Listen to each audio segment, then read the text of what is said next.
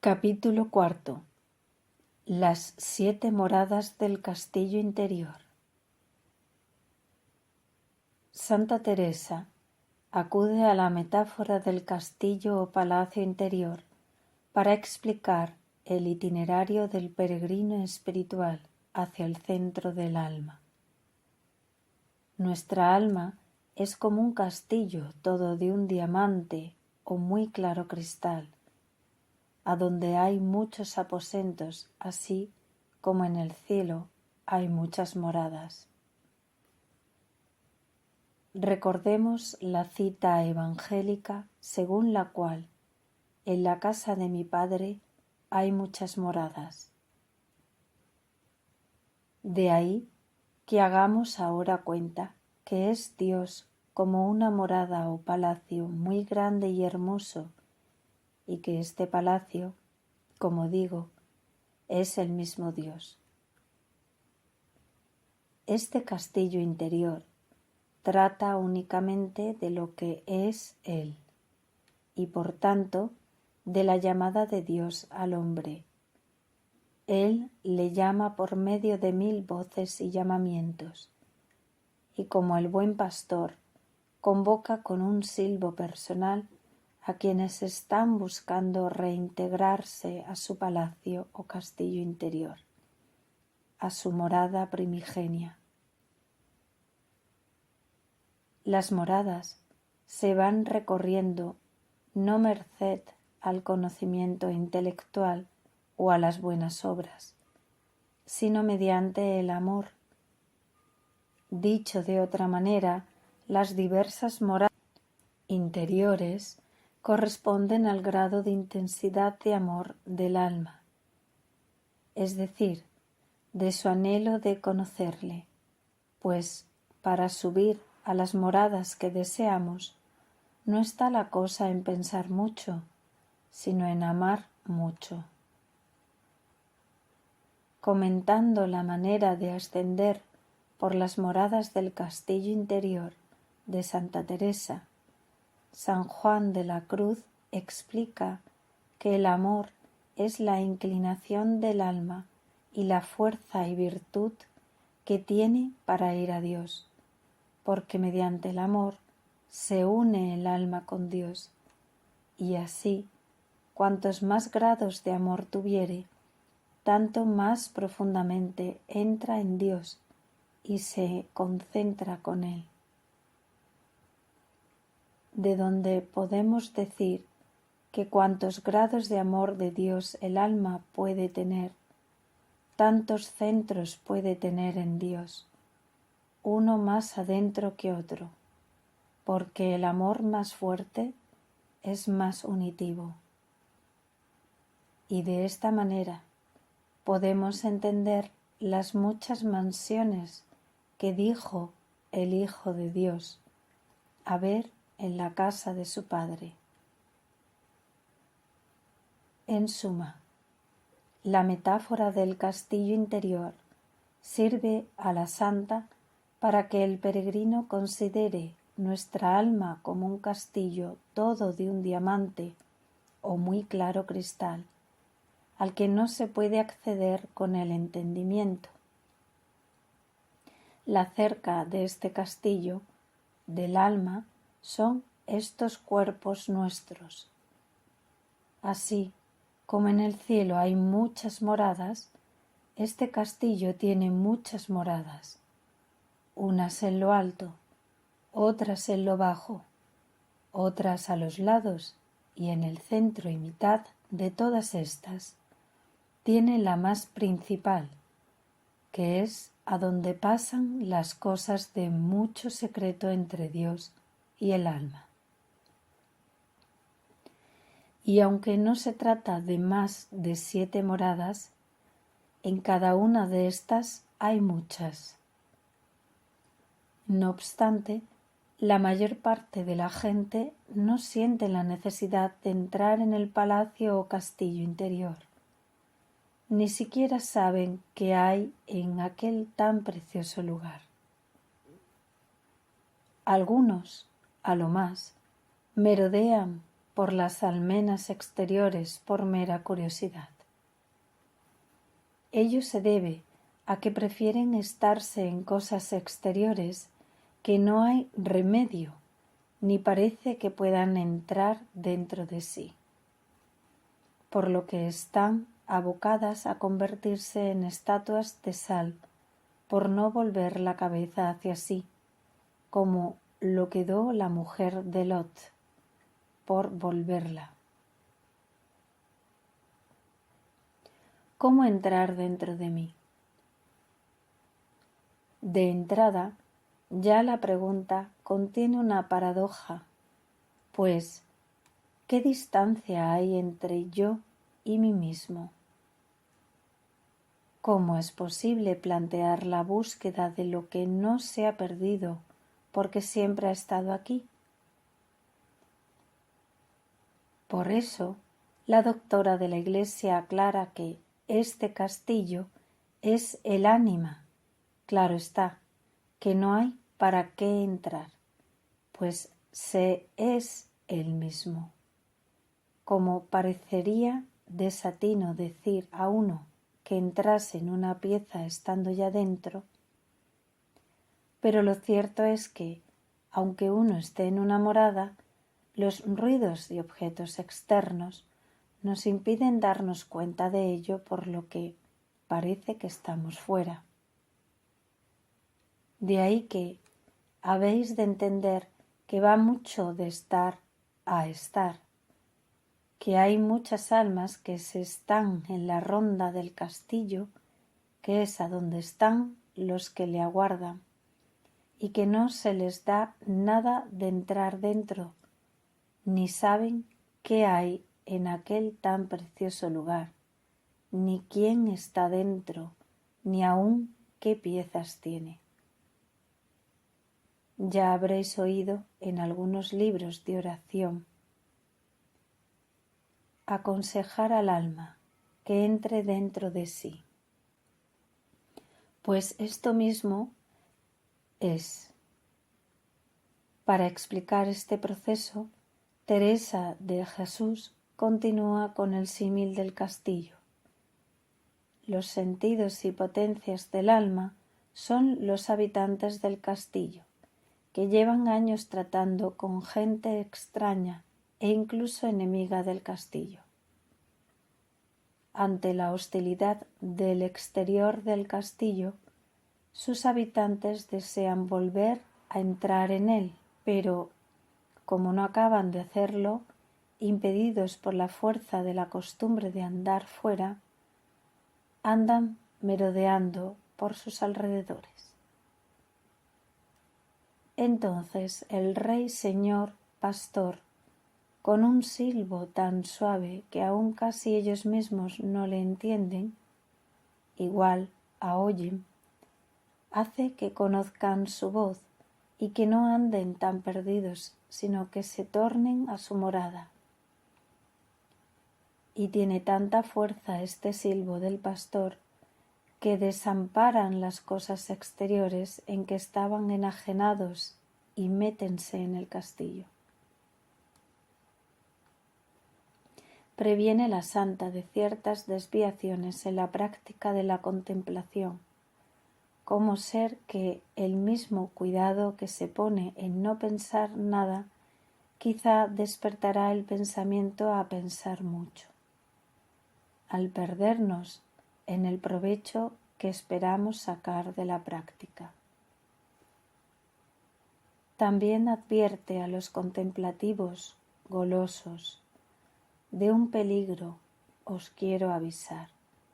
Déjanse embebecer, y mientras más se dejan, se embebecen más, y en su seso les parece arrobamiento, y llámole yo abobamiento, que no es otra cosa más de estar perdiendo tiempo allí y gastando su salud, a una persona la que acaecía estar 8 horas. Por ello recomienda no tener horas tantas de oración, que no la quiere Dios, sino para la vida activa, que de todo ha de haber en los monasterios. Ocúpenla en oficios y siempre se tenga cuenta que no tenga mucha soledad, porque vendrá a perder del todo la salud. Ella misma confiesa que incurrió en el engaño en aquel embebecimiento, aguardando aquel regalo. Y vi claramente que iba mal, porque como no podía ser tenerle siempre, andaba el pensamiento de aquí para allí y el alma, me parece, como un ave revolando que no halla a dónde parar y perdiendo harto tiempo, hasta que fue aconsejada por San Francisco de Borja o Diego de Cetina. En suma, la vida contemplativa no sólo no es incompatible con la vida activa, sino que es necesario un cierto equilibrio a fin de no poner vuestro fundamento solo en rezar y contemplar, porque si no procuráis virtudes y hay ejercicio de ellas, siempre os quedaréis enanas. Capítulo 5. Las 3 primeras moradas. De esta manera, los que buscan la puerta del castillo para entrar en sí mismo, recurren a la llave de la oración, de modo que, con un poco de constancia, se consigue entrar en las primeras moradas. ¿Cómo son estas primeras moradas?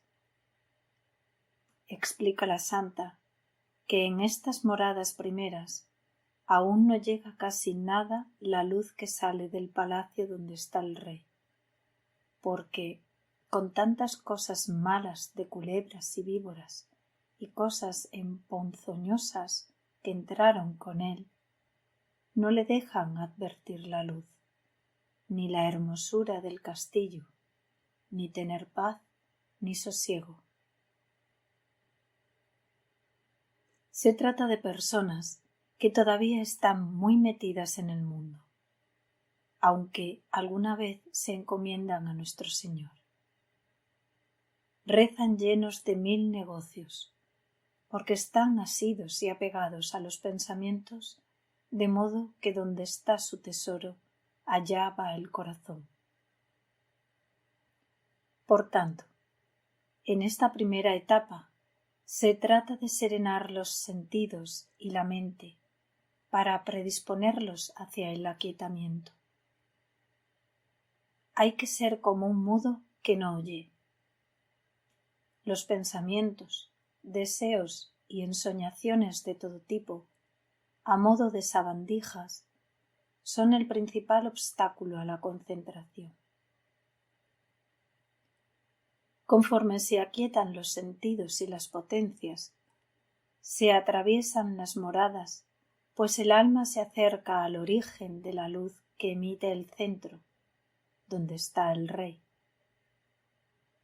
Los que perseveran en el arte de la contemplación mediante el desapego a los pensamientos y desatención de los sentidos externos, se adentran en las segundas moradas.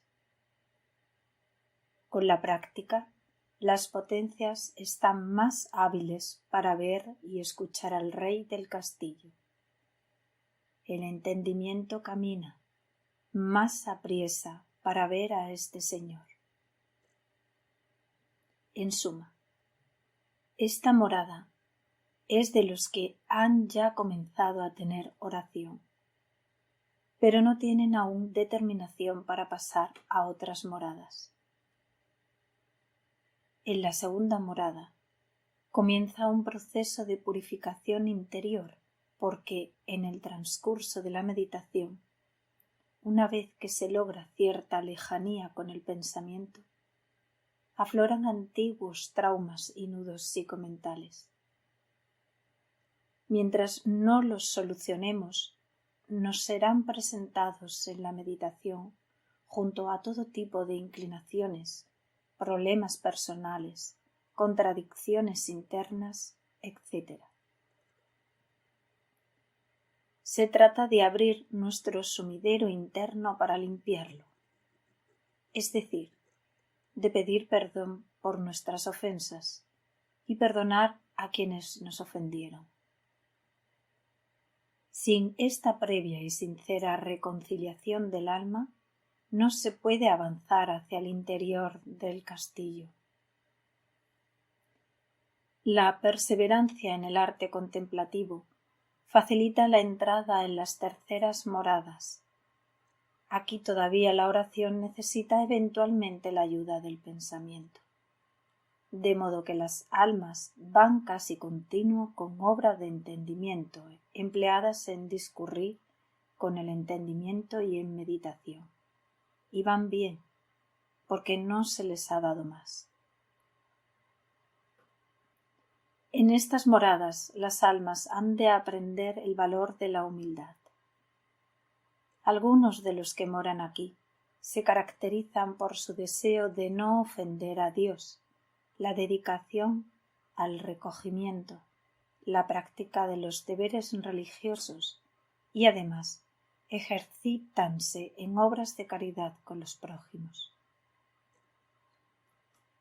Ello es bueno, salvo que con ello se encubra una forma de voluntarismo espiritual que cifra todas sus expectativas en actos externos, estableciendo una relación causal cuasi comercial entre el propio esfuerzo y el resultado que esperan obtener. Cada momento de recogimiento es considerado y analizado como una inversión, de modo que una sesión de meditación sin frutos perceptibles es vista como una contrariedad injusta e inútil. Ello no es más que una mal disimulada falta de humildad. Oh humildad, humildad, no queráis tanto que os queréis sin nada. Mirad los santos que entraron a la cámara de este rey, y veréis la diferencia que hay de ellos a nosotros. No pidáis lo que no tenéis merecido. Aquí comienza el periodo de sequedad de la oración. La santa dedica varias páginas al tema medular de la sequedad en la oración, que padecen incluso almas tan concertadas. Tras meses o años de meditación, no acaban de encontrar las aguas limpias, y entonces su impotencia se torna en constantes reproches hacia Dios, al que censuran por no haberles premiado con la visión de la luz. No advierten que esa aridez que creen ver fuera está solo en su interior, pero como se tienen por buenas, al vivir envueltas en ese engaño, canonizan sus defectos y quieren que otros las canonizasen también. Incluso, en muchos casos, están ciegos a cualquier ayuda, pues darles consejo no hay remedio, porque como a tanto que tratan virtud, paréceles que pueden enseñar a otros y que les sobra razón en sentir aquellas cosas. Pero lo que les falta es humildad.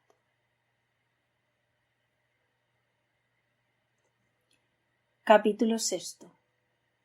Cuartas moradas. El principio del recogimiento u oración de quietud. Aunque en las cuartas moradas comienzan a ser cosas sobrenaturales y es dificultosísimo de dar a entender, una de sus características es que aquí pocas veces entran las cosas ponzoñosas y si entran no hacen daño, antes dejan con ganancia. El yo queda desactivado como un cartucho sin dinamita. Es un yo sin yo. El pensamiento deja de acosar con sus caóticos e incesantes reclamos porque el alma ha establecido la necesaria distancia con ellos. Es ya observadora neutral de los pensamientos. En estas moradas, donde comienza propiamente el arte de resignar los sentidos y las potencias, especialmente el pensamiento, es decir, la práctica de la contemplación. En estas moradas no está la cosa en pensar mucho, sino en amar mucho. La propia Santa Teresa confiesa lo mucho que le costó no sólo comprender teóricamente qué era la oración sin pensamiento, sino además alcanzar ese estado de vaciamiento. Yo he andado en esto de esta baraúnda del pensamiento bien apretada algunas veces, y habrá poco más de 4 años que vine a entender por experiencia que el pensamiento o imaginación, porque mejor se entienda, no es el entendimiento, y pregúntenlo a un letrado, y díjome que era así,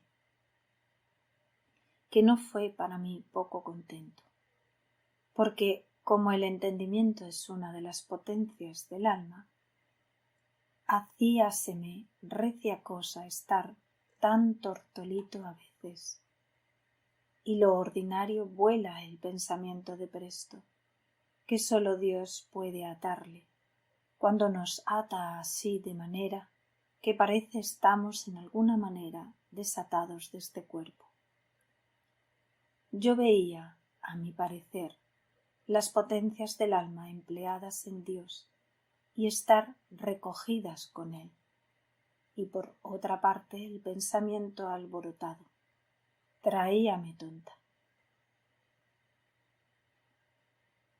Precisamente, uno de los momentos más maravillosos en los inicios de la práctica contemplativa acontece cuando uno experimenta por primera vez la consciencia pura, libre de pensamientos. Tal experiencia es un acicate tal para continuar con la práctica diaria, pues pena da cuando no es la oración con suspensión, que entonces hasta que se pasa no se siente ningún mal. Distingue la santa entre el estado de recogimiento infuso y la quietud, siendo aquel preludio y principio para venir a éste. La quietud o recogimiento sobrenatural sobreviene tras la resignación o suspensión de todos los sentidos y todas las potencias dentro de sí. ¿Cómo alcanzar la oración de quietud? Para lograr ese recogimiento es útil comenzar por imaginar que Dios se encuentra en el interior del alma, como un rey en su palacio, de modo que, para acceder a su intimidad, hay que desentenderse de todo lo externo. La palabra de paso es sencillamente esta: humildad, humildad. ¿Cómo se sabe si tenemos esa humildad requerida? Muy sencillo, en no pensar que merecéis estas mercedes y gustos del Señor, ni los habéis de tener en vuestras vidas.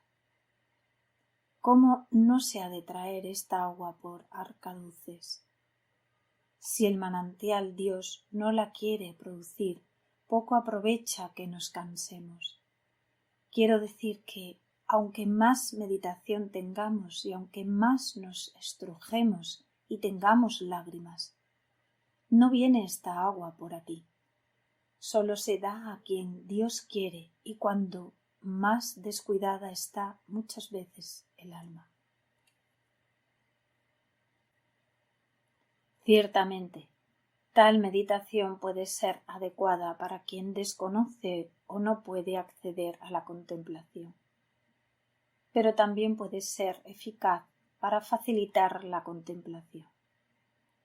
Esta no consiste en pensar dentro de sí a Dios, ni por la imaginación, imaginándole en sí. Bueno es esto, y excelente manera de meditación, porque se funda sobre verdad, que lo es estar Dios dentro de nosotros mismos. Mas no es esto, sino en rigor, procurar no obrar con el entendimiento. La vía devocional parece ser la forma preferida de la doctora de la Iglesia para introducirse en el recogimiento. Se comienza escogiendo un tema de meditación basado en la vida de Jesucristo, para inspirarse en él, principalmente el amor de Jesucristo al redimir al hombre en la crucifixión. Así, aquietada la mente, mediante sentimientos amorosos, se produce poco a poco el adormecimiento o suspensión momentánea de los sentidos y el alma consciencia se adentra en las interioridades del espíritu. El que ha saboreado los deleites de la contemplación ve que es una basura los del mundo, lo que es un incentivo cada vez mayor para desapegarse de ellos.